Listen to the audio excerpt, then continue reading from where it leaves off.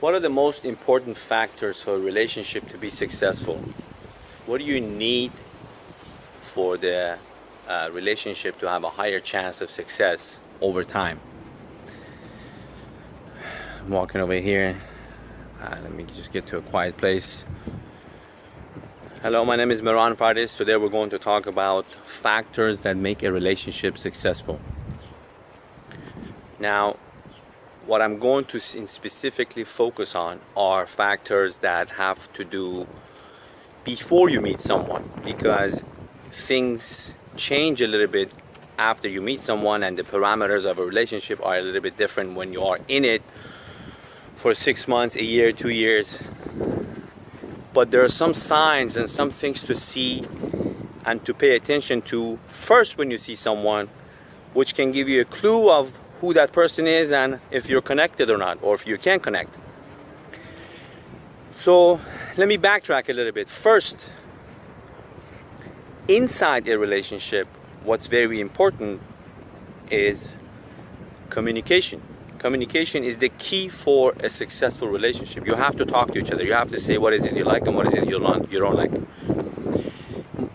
Another very important factor is patience. A person who is patient will put up with things, because sometimes things happen in life and you have to be patient.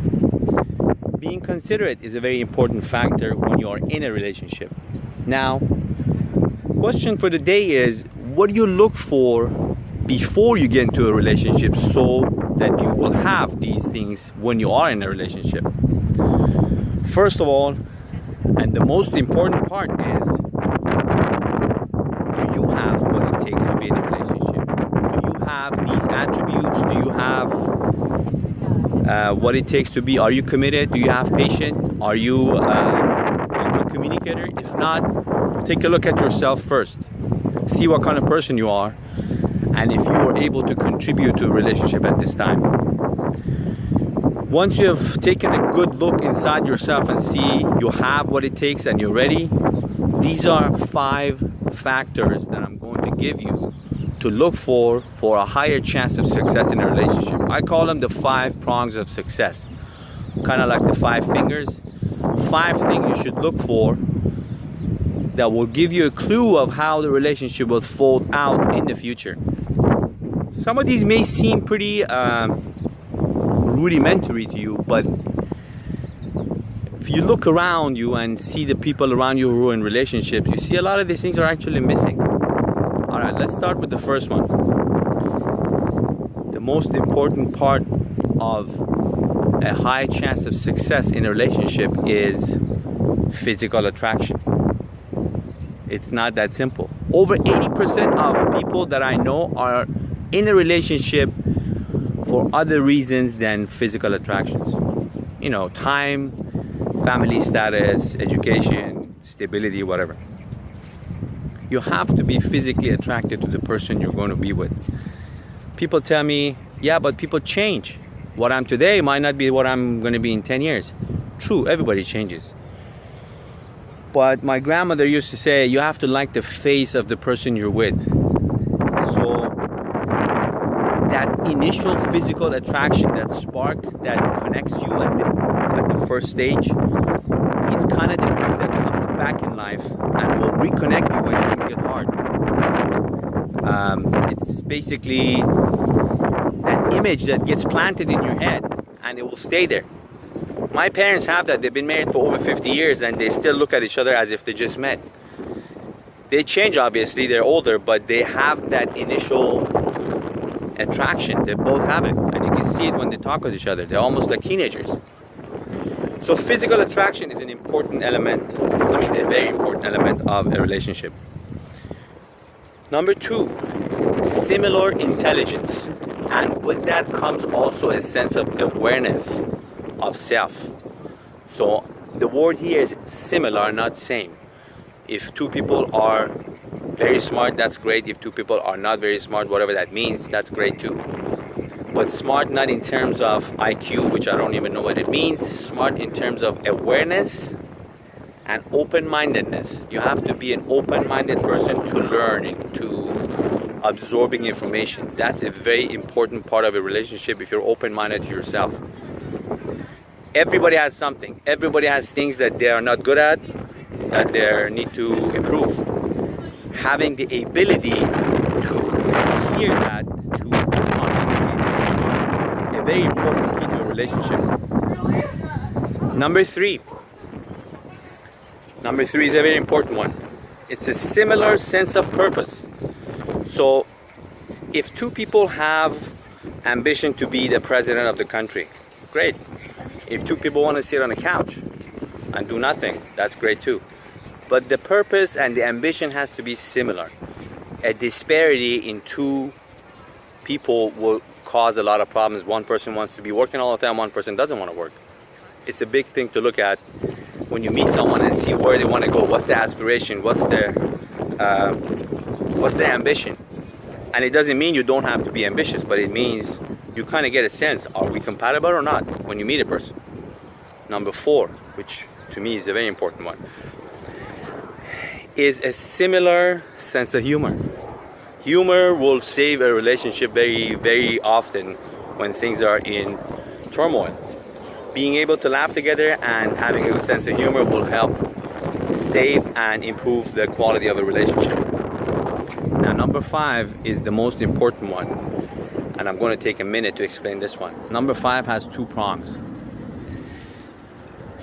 First prong is timing. You could meet someone who has all the factors I just mentioned. You're physically attracted, is an aware person, has an intelligence to absorb and learn. Ambition and sense of purpose is similar. You have good sense of humor. All these things are hard to find in a person anyways, because it's just nobody has all the factors we're looking for. But let's say you do find someone with those attributes, but they don't want to be in a relationship, they're not ready. All bets are off. You can't force a person to get into a relationship when they're not ready. Doesn't matter what part of their life they are, how old they are, where they are. If someone is internally not ready, it doesn't matter. Anything else doesn't matter. So it's a lot of times we meet people that fit all the other criteria, so we try to put them into this thing of, okay, let's be together, but it doesn't work. They're not ready. They have to be ready inside. You have to be ready inside yourself. Just as much as you have to be ready inside and know what it is you're looking for, they also have to be ready. The second prong of number 5 is a very important one, and I'm going to give you a very quick story. Don't quote me on the facts, I might be a little wrong, but there was a guy named Cortez. This is 400 or 500 years ago. As the Spaniards invaded the Americas, there was an island near the Bahamas, I think near Cuba, that had a substantial amount of gold and wealth. This island could not be conquered. The people of the island had a way of defending the island so well that no one could take this island and take the gold. Over and over, they were attacked by different armies and different navies. Nobody succeeded. And this guy Cortez comes along. I can't remember his first name, but basically he gathered a bunch of people together and he told them, listen, there's this island with a lot of gold, and if we go there and we capture the gold, you're going to be wealthy, your children are going to be wealthy, your grandchildren are going to be wealthy, everything's going to be good. People get motivated, they get on a ship, they sail towards the island. Halfway through, a lot of people get discouraged. Oh, what are we doing here? This is not going to work. Cortez gathers them again, puts them down and says, listen to me, this treasure is so big. When you get it, you're going to be successful, you're going to be rich, your kids are going to be rich, your grandchildren are going to be rich, everybody's going to be rich. They get to the island, they get to the shore, they get off the ship, they go onto the island. And as they enter the island, the people at the island haven't detected them yet. At that point, they haven't been detected yet. Cortez tells his people, burn the boats. Burn the boats that we came in. Everybody's like, what are you talking about? What burn the boats? He says, if we're gonna go home, we're gonna go home in their boats. Otherwise, we're not going to go. They burned the boats. And they fought. They fought well and they won. Because, I mean, what's the option? Win or die, basically. Those were the 2 options for the people. So there, over 300 or 400 years, this hadn't happened, but Cortez made it happen. They were able to capture the gold and go back in the boats of the islanders back to their home. What's the point? The point is, when when you meet someone that meets your criteria, and when you are ready yourself and you know what it is that you want, and you see that this person is ready as well, and you go into a relationship,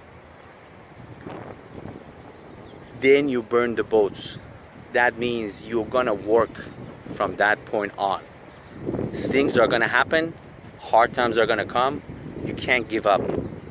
Giving up is leaving those boats hanging on the shore. Maybe I'll go back. If things get too tough, I'm just gonna get on the boat and go back. Maybe I'm gonna go keep my Tinder on my second phone. Maybe I'm gonna go check on some girls once in a while. Maybe I have these apps. Maybe I'm talking to these 2 girls from the past, keep them there. Burn all the boats.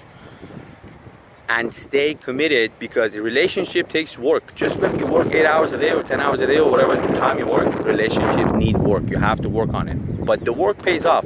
It shouldn't be labor. It should be work you enjoy, but still is work. You can't come home and check out. You have to come and work on a relationship. It's gonna be hard. Some days you don't feel like it, you're tired.